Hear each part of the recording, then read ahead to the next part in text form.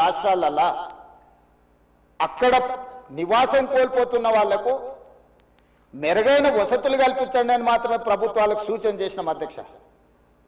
ఈ రోజు ఈ నేపథ్యంలో ప్రపంచ దేశాల నుంచి మన దేశంలో ఉన్న వివిధ రాష్ట్రాలు రాష్ట్ర ప్రభుత్వాలు చేపడుతున్న కార్యక్రమాల నుంచి కొంతైనా మనం నేర్చుకోవాల్సిన అవసరం ఉంది అధ్యక్ష. వాళ్ళందరికంటే ముందు నిజాం సర్కార్ మూసీ నది రివర్ ఫ్రంట్ ను నిజాం కట్టిండి అధ్యక్ష. వీళ్ళందరూ మేల్కోకముందే మీరు పురాణపూల్ బ్రిడ్జ్ నుంచి మక్కా మసీదు నుంచి మీరు ఆ లైన్ అంతా చూడండి.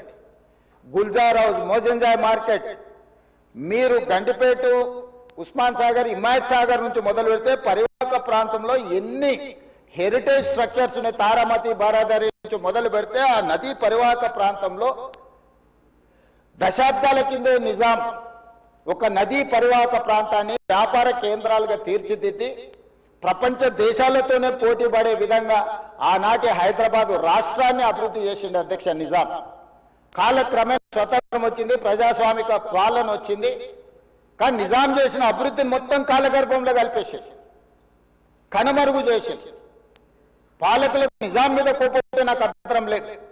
కానీ నిజాం కట్టిన కట్టడాలను, చారిత్రాత్మకమైన కట్టడాల నుంచి మొదలు పెడితే చేసిన అభివృద్ధిని మొత్తం కాలగర్భంలో కలిపి కలుషితం చేసి ఆక్రమించుకొని అన్యాయక్రాంతమైపోయి ఈరోజు నివసించడానికి యోగ్యం కాని ప్రాంతాలుగా తయారు చేసేసి ఇదొక భాగం.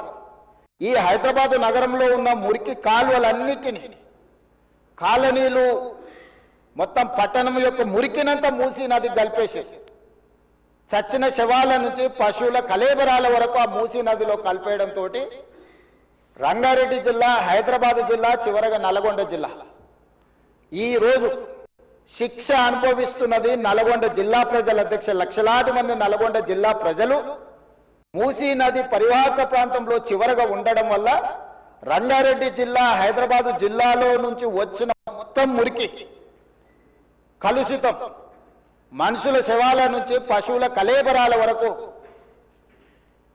ఫార్మా కంపెనీలు వెదజల్లుతున్న విష కాలుష్యం నుంచి మూసీలో కలపడం వల్ల కింద వాళ్ళు జీవించలేని పరిస్థితి ఉంది. నల్గొండ జిల్లాకు భగవంతుడే శిక్ష విధించింది అధ్యక్ష.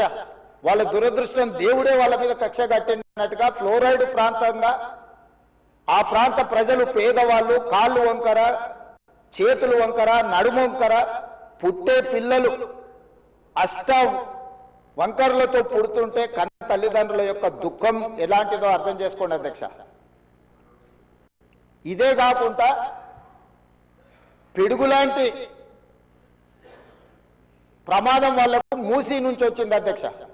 మూసీ పరివాహక ప్రాంతంలో ఆ ప్రాంతంలో మహిళలు గర్భం దాలిస్తే ఈ నీళ్లు తాగడం వల్ల ఈ మూసీ పరివాహక ప్రాంతంలో పండించిన పంటలు, కూరగాయలు పంటలు తినడం వల్ల ఆడపిల్లలు గర్భం దాల్చలేని పరిస్థితి వచ్చిందని డాక్టర్లు రిపోర్ట్ ఇచ్చింది అధ్యక్ష. వరల్డ్ హెల్త్ ఆర్గనైజేషన్ మనుషులు నివాస యోగ్యము కాని ప్రాంతంగా నల్గొండ మారబోతుందని ఫ్లోరైడ్ విషయంలో చెప్పడం జరిగింది అధ్యక్ష.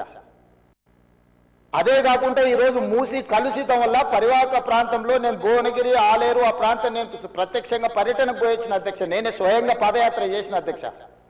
అక్కడ ఆడపిల్లలు వచ్చి, అయ్యా మా పిల్లలకు పెళ్లిళ్ళు అయితే మా పిల్లల్ని ఇక్కడ ఉంచుతలేము, మేము పట్టణమో ఎక్కడన్నా పోయి బతకమంటున్నాం, వీడుంటే పిల్లలు పుట్టడం కష్టం, పుట్టే పిల్లలు కూడా అంగవైకల్యంతో పుట్టే పరిస్థితి వచ్చింది అని.